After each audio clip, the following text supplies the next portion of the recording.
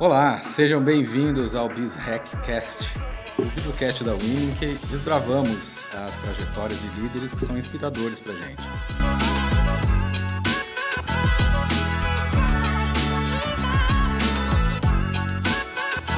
Eu sou o Fábio Longo, eu sou partner, sócio e o Chief Staff Officer da Winning. E hoje a gente tem a honra de receber aqui o Renato Costa, da Odontoprev. O Renato, que é CIO, CMO, CSO, falta algum S, falta algum C aqui, acho que não, né? Que tem uma carreira internacional super valiosa. Ele atualmente cuida das áreas de tecnologia, marketing e ESG da Odontoprev. E em mais de 18 anos de experiência na área de tecnologia, transformação digital e inovação, o Renato vem liderando projetos de transformação e consolidação de TI em várias empresas, né? Tem uma trajetória aqui que tem ainda a Enel, a AES Brasil, a Nokia e também desenvolvimento de estratégias de ESG. Ele também é um grande defensor da diversidade e inclusão no ambiente corporativo. Então, pessoal, quero convidar vocês para uma conversa bastante interessante que nós vamos ter sobre a interseção entre tecnologia, negócio e sustentabilidade. Nós vamos conversar aqui com o Renato sobre isso. Renato, novamente, muito obrigado por ter topado estar aqui com a gente para trazer uma mensagem de uma pessoa que tem uma trajetória super bacana, né, que envolve um monte de áreas diferentes, né, sobre sua gestão, inspirando e cuidando de gente. E eu gostaria muito que você contasse rapidamente sobre a sua carreira, como que você chegou até aqui, para que outras pessoas possam olhar para isso e falar, poxa, que história legal, quero ter uma parecida também. Legal, obrigado pelo convite, é um prazer estar aqui com vocês, né? E minha história é muito engraçada, porque na verdade eu comecei fazendo direito. Ninguém sabe dessa história. Eu fiz um ano de direito e depois de um ano que eu estava fazendo direito, eu percebi que aquilo não era para mim. Uhum. Ler um monte de livro, decorar lei, jurisprudência, não dava, né?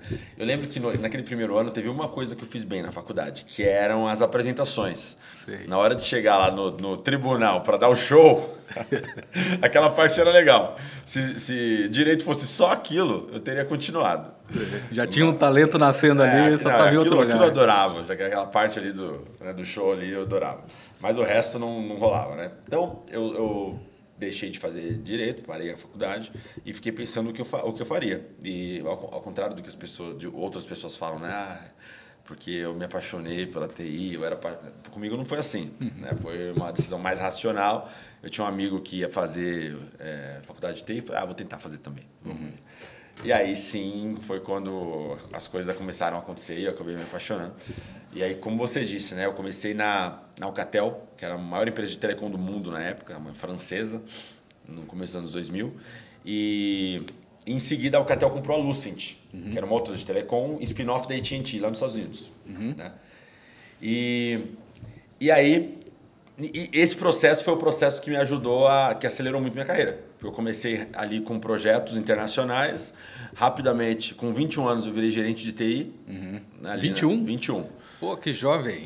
As coisas aconteceram muito rápido. Quando eu saí de lá com 25, 26, eu era gerente de TI da América Latina já, responsável por 18 países. Aí depois fui para a Latam, depois fui para a S Brasil, com 29 virei diretor de TI na S Brasil, depois fui para o BRK Ambiental e hoje estou no Odontoprev, cuidando de várias áreas, como você comentou. Né? E aí eu acho que esse ponto de cuidar de várias áreas é porque eu decidi muito cedo que eu queria ser o cara de TI mais voltado para o negócio da história da humanidade. Ok, que inspirador. Não, mas por que isso? Né? Que OKR. Porque quando eu era gerente de infra lá na Alcatel, no começo da minha carreira, com 20, 21 anos, eu fui falar com o diretor de TI, né? E ter um papo com ele. E eu falei, olha, eu queria saber quais dicas você dá para mim, porque um dia eu gostaria de tentar na sua cadeira, eu gostaria de ser diretor de TI. E aí ele falou assim para mim, você nunca vai ser diretor de TI, porque vocês de infra só se preocupam com tecnologia. Com bits, com bytes. Vocês não levantam a bunda da cadeira e não entendem o que o negócio precisa. Então, você não vai ser diretor, você vai continuar na parte técnica. Que ótimo estímulo. Ótimo. Mas foi. Porque eu saí da sala dele, eu falei, olha, puto com ele, claro, né? Mas, por outro lado, estimulado. Eu falei, olha, eu vou provar para ele que eu vou ser o cara de TI mais voltado para o negócio na história da humanidade. E é engraçado, porque hoje a gente olha e fala, não, mas as áreas de TI são muito voltadas para o negócio. Mas não era assim 20 anos atrás, 25 anos atrás. Né?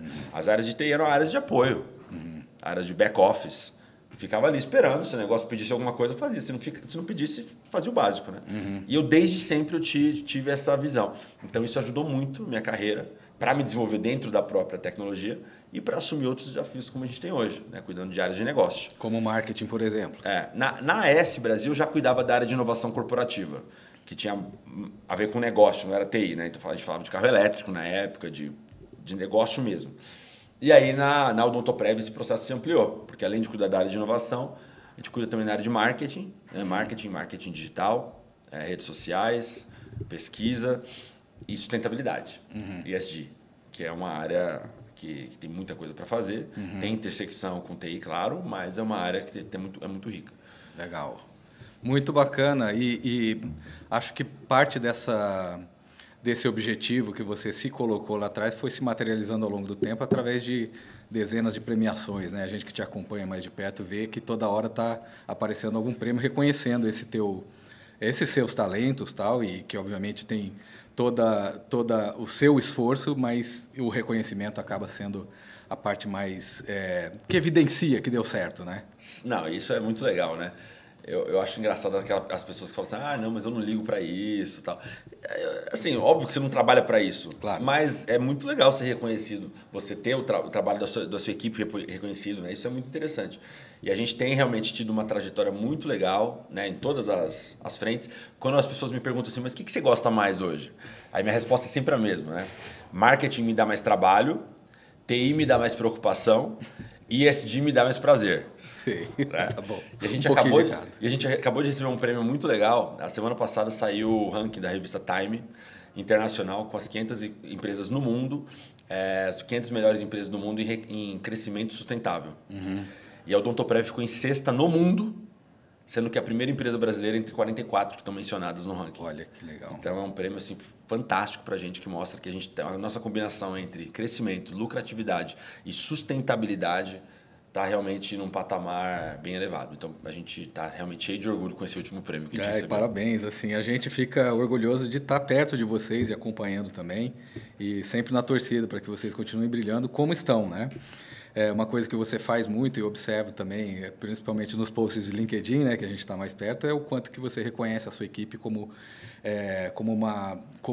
parte, né, desse processo, como uma parte relevante desse processo, dessa conquista.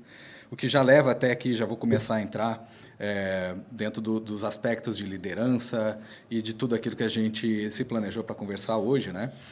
Então, ter um baita time que você lidera, que você acompanha, que você reconhece tudo aquilo que fez, obviamente é parte da trajetória, né?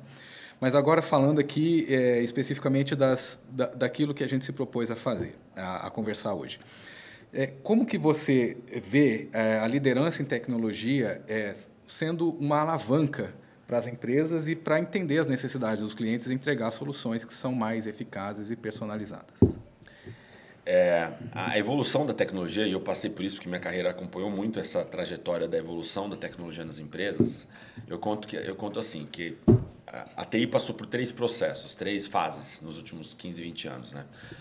A primeira fase, lá atrás, 20 anos atrás, as TIs nas empresas eram áreas de apoio.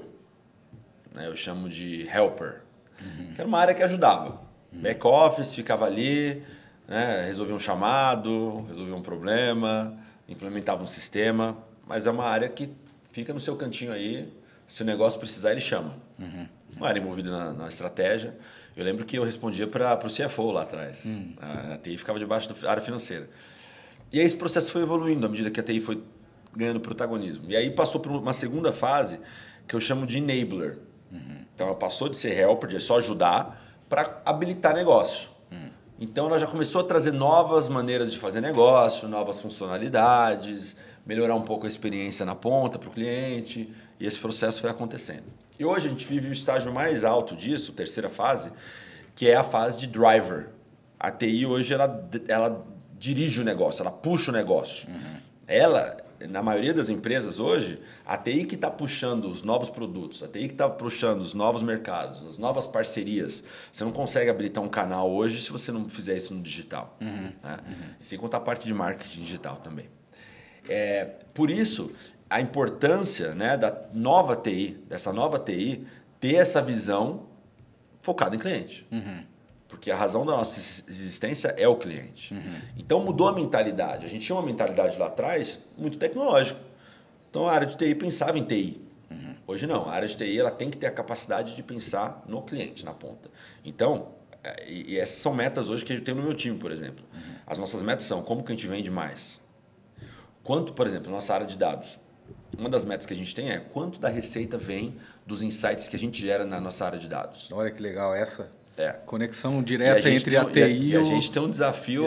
Eu quero daqui a, sei lá, 2, 3, 5 anos que um pedaço relevante da receita da companhia venha dos estudos que a gente gera na área de analytics. Isso é um desafio nosso.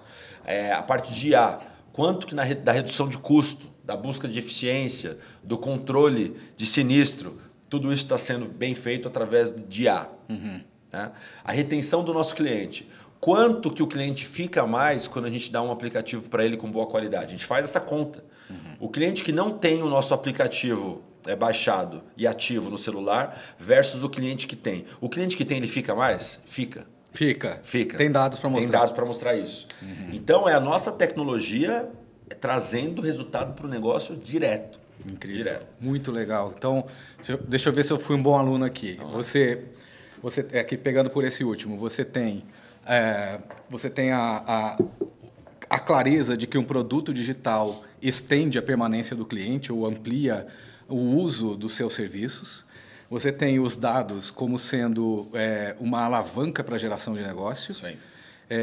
E o outro que eu acabei esquecendo. IA para eficiência. IA para eficiência. E a IA está sendo para eficiência na maior parte dos negócios. Porque a gente diz o seguinte, né? Que tem 3 coisas que a gente tem que... Toda reunião na Odontoprev tem que falar de uma de 3 coisas. Que é crescimento, que é receita, né? Ou como você vende mais, ou como você retém melhor. Né? São as 2 maneiras de se aumentar a receita. Eficiência, como você reduz custo, como você se torna mais lean, como você controla melhor gasto, sinistro, despesa. E experiência. Como você melhora a jornada, como você melhora a experiência, como você melhora a usabilidade e funcionalidade na ponta. Então, eu dei 3 exemplos, cada um dentro de um quadradinho. Legal. Esse tem que ser a nossa... E aí, isso antes ficava fora, ficava no negócio, em qualquer outro lugar. Hoje não. Hoje a TI é protagonista desse processo, dessas metas, dos resultados. Fantástico. Mais do que respondida essa primeira pergunta aqui e também muito inspiradora para quem está buscando uma rota, né, para colocar a TI num papel de maior relevância dentro dos negócios. Né? Você tem algum exemplo de um projeto de integração entre tecnologia e experiência do cliente que foi essencial para chegar nesse lugar? Eu tenho uma história muito legal que é o seguinte, né? Que é a mudança da cultura dentro da própria área de TI. Alguns anos atrás, uns 4, 5 anos atrás, a gente desenvolveu o nosso primeiro aplicativo para o cliente final, né, para o beneficiário. E na época a gente não tinha essa expertise em canais digitais. Não tinha mesmo. A gente estava num processo ainda de digitalização da companhia. E aí nós implementamos o aplicativo no mesmo modelo que a gente implementava qualquer outro sistema da empresa, que é lança e larga. Os famosos 2 L's, né, na TI. E aí, quando tem bug, quando alguém reclama, você mexe em alguma coisa. Mas lá tá pronto. A TI tinha muito disso, a TI do passado. Já entreguei. Não tá mais comigo. É tipo batata quente, né? Comigo não morreu. Tá lá. E aí, o que aconteceu? No primeiro ano do aplicativo, a gente percebeu que ele não crescia. Batia ali 200 mil clientes, 150, 200 mil clientes, 150. Não crescia. E a nossa nota, de 1 a 5, estava em 1,8. Ou seja, ele estava absolutamente odiado pelo nosso cliente. E aí a gente fez uma reunião para entender o que está acontecendo. Pô, a gente fez um aplicativo tão bom, tão bonitinho. Segundo o nosso olhar, estava ótimo, né? O que aconteceu, né? E aí 2 fenômenos aconteceram. Primeiro, a gente percebeu que o aplicativo é um bicho absolutamente vivo. Que ele não é um sistema legado que se larga. Todo dia tem gente usando, pedindo melhoria, pedindo funcionalidade, pedindo serviço. E você tem que estar atento a isso. O backlog do aplicativo, ele não pode partir da área de negócio nem da TI. Ele tem que partir do feedback do cliente na loja. Então, esse foi o modelo já, que a gente falou, pô, isso aqui é um finding importante. O segundo finding, quando a gente parou para olhar o que faltava no nosso aplicativo, eu lembro que o meu time trouxe para mim uma comparação com os aplicativos dos concorrentes. Aí a minha pergunta foi a seguinte: O cliente que tem Odontoprev, ele tem também ABC dental? Não, ele tem só um plano dental, não tem por que ter dois. Então ele não sabe como que é o aplicativo da ABC Dental. Essa não é a comparação dele. Não é por isso que ele está achando o nosso aplicativo ruim. Ele está achando o nosso aplicativo ruim porque a comparação dele é com Uber, Netflix, iFood, Netflix, YouTube.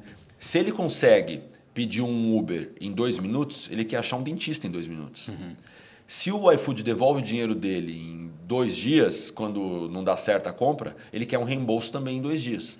A expectativa do cliente hoje não é comparado com o seu mercado e com o seu setor. É comparado com a usabilidade que ele tem nas facilidades do dia a dia dele. É isso aí. E é isso que acontece na vida, né, das áreas de TI que fracassam, quando a gente se compara com coisas que não fazem sentido para o cliente.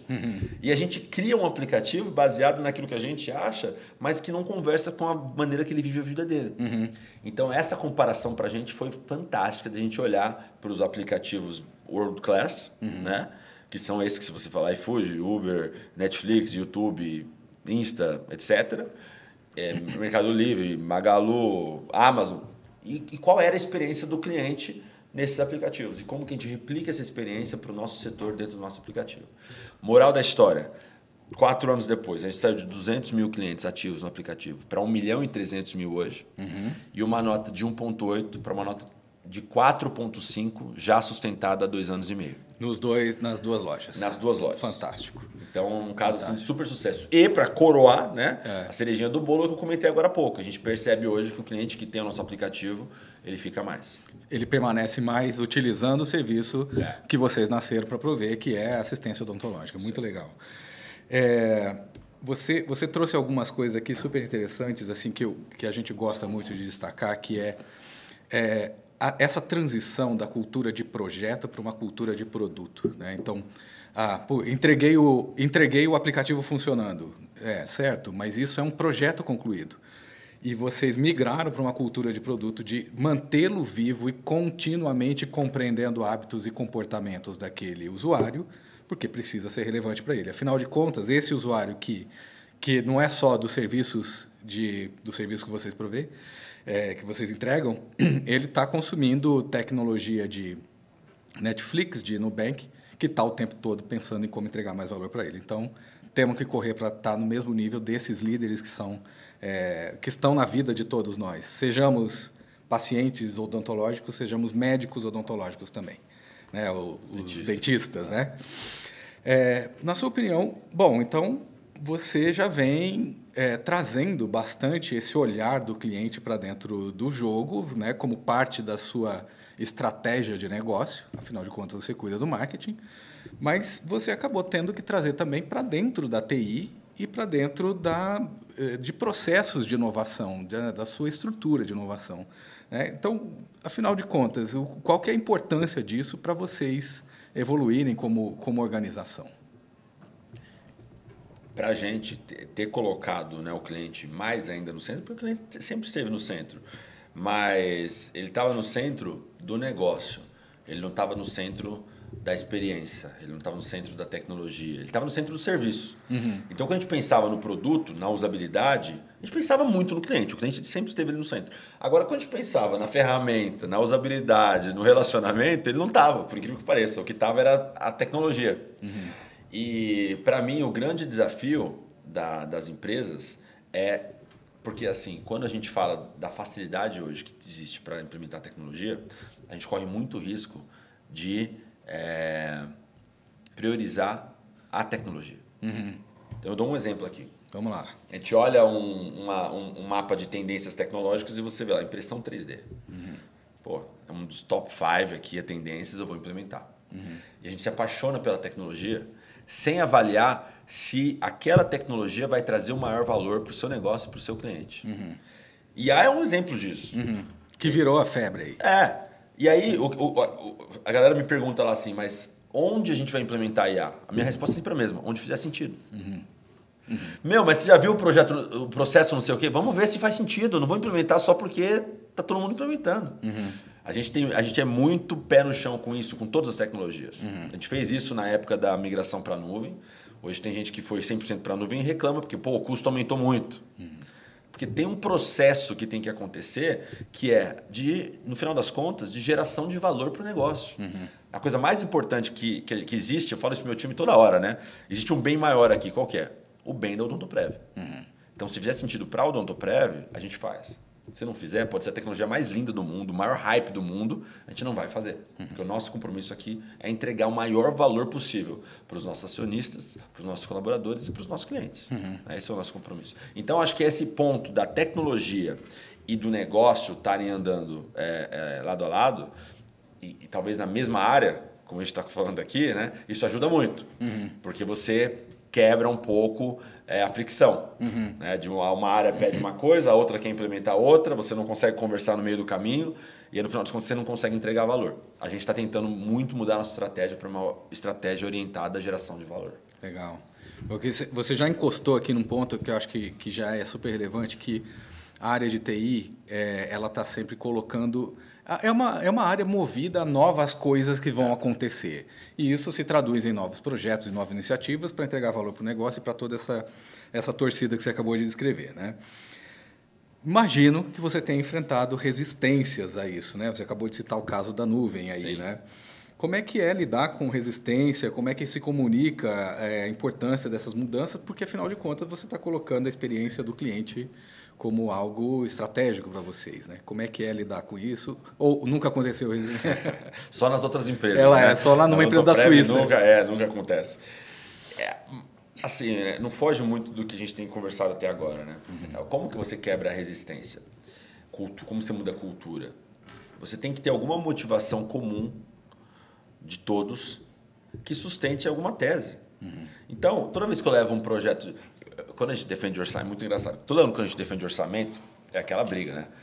Todo mundo querendo orçamento, né? Todo mundo da diretoria, cada um traz o orçamento da sua área, não dá para crescer mais que a receita, e aí é aquele caos.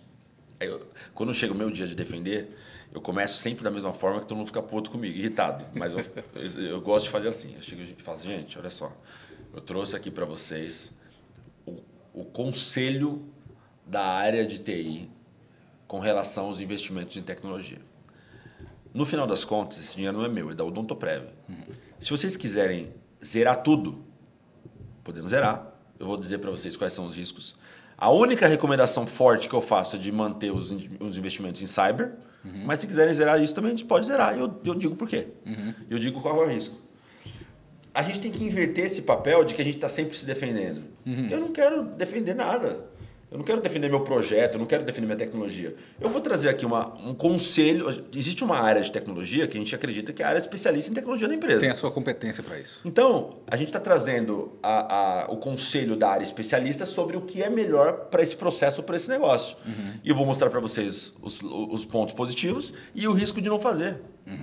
E aí, se a gente tomar uma decisão colegiada que a gente não quer fazer, todo mundo assina aqui uma carta de risco comigo e está tudo bem. Então, eu não... Quebrou a resistência. Exato. Eu não morro de ansiedade, nem de... não tem estresse, não querem fazer. Então, beleza. Aí eu faço exatamente assim, por isso que a galera se irrita.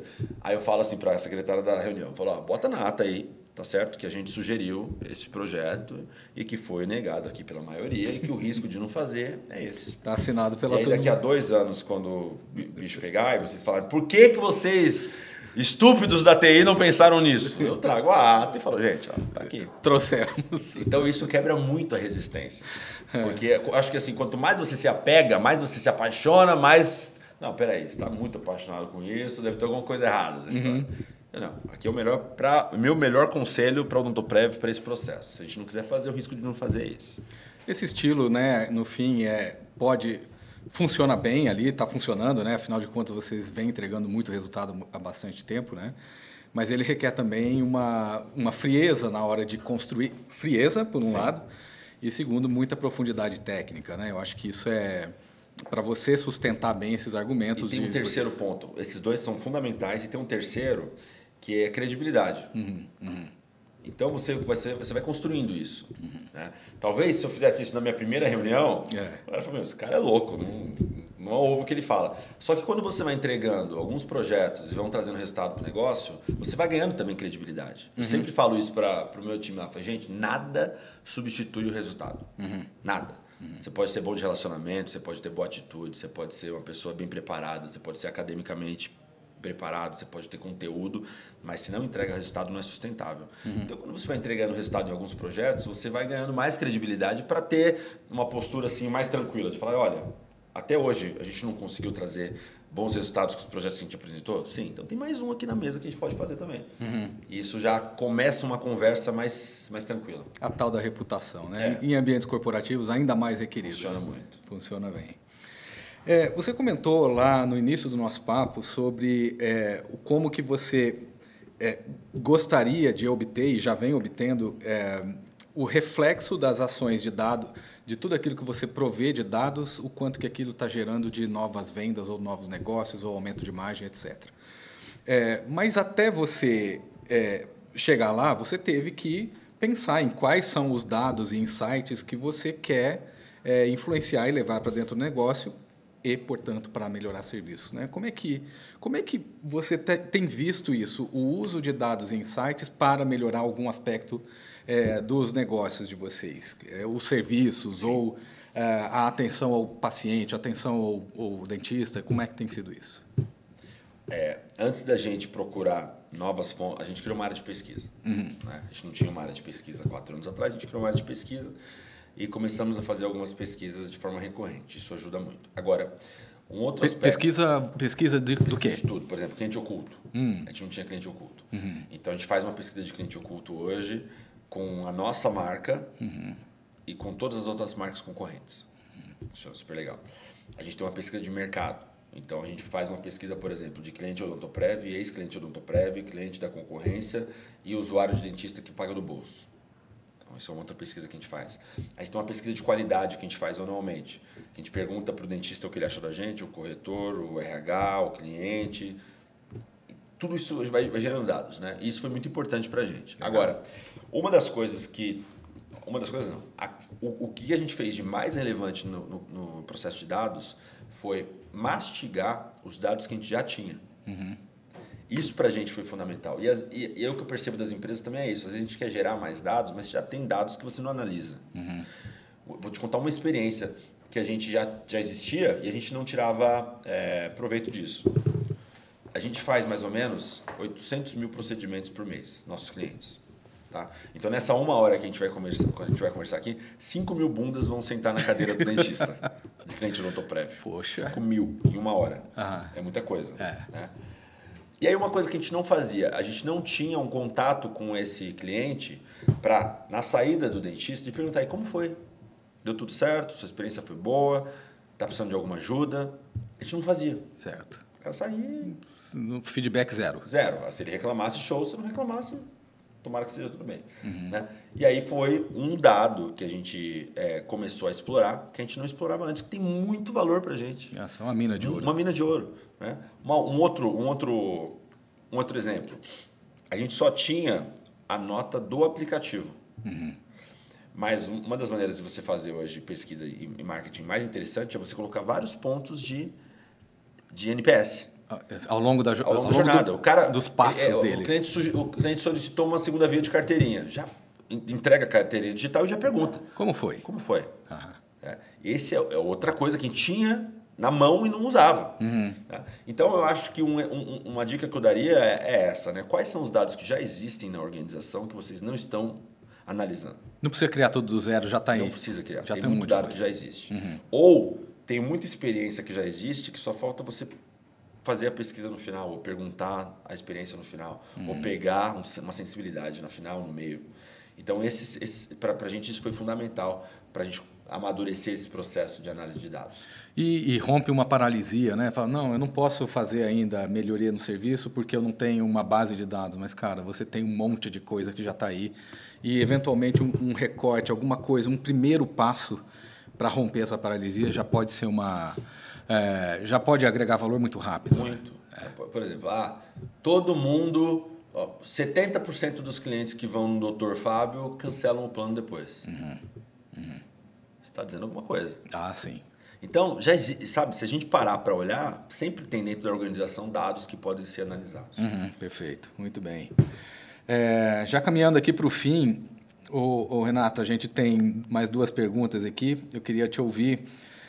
Para a galera... Tom, você teve lá um mentor, né, um líder, não sei quem que era aquela figura que falou, você nunca vai ser... Não era um mentor, não. Era só uma pessoa. É uma pessoa X que te falou aquilo, né? Mas agora, sim, no papel, na cadeira onde você está e olhando para a galera de tecnologia que está no estágio mais novo de carreira ou mais para trás um pouquinho, o que você pode ajudar, o que você recomenda para que essas pessoas se foquem em estratégias voltadas para a experiência do cliente? Sim. O que você entende que é um bom primeiro passo ou 3 bons primeiros passos para essa galera que está começando? O que eu digo sempre para o meu time é o seguinte, o profissional do presente, não é nem do futuro, do presente, é alguém que entende do processo de negócio e consegue fazer um match de como a tecnologia pode potencializar esse processo.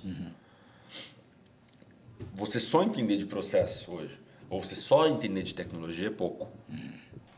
Então, aquela pessoa do negócio que só sabia escrever o processo, o fluxograma do processo, essa pessoa vai deixar de existir daqui a pouco. E aquela pessoa que só desenvolve também vai deixar de existir porque a IA vai desenvolver. O que a gente vai precisar é de uma pessoa que pense no processo no sentido de dizer assim, olha, sabe o que seria interessante? Um aplicativo onde 2 pessoas na mesma geolocalização trocassem fotos entre si e, se gostassem uma da foto da outra, pudessem conversar. Né? No passado, você tinha que contar essa história para um desenvolvedor e ele ia lá desenvolver, depois você via se estava bem. Daqui a pouco, com linguagem natural, você vai falar isso e aí vai cuspir um aplicativo. Nasce. Então, o importante hoje não é a parte técnica.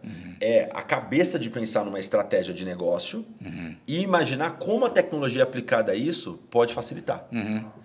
Então, a minha dica para todo mundo, negócio ou TI, é essa.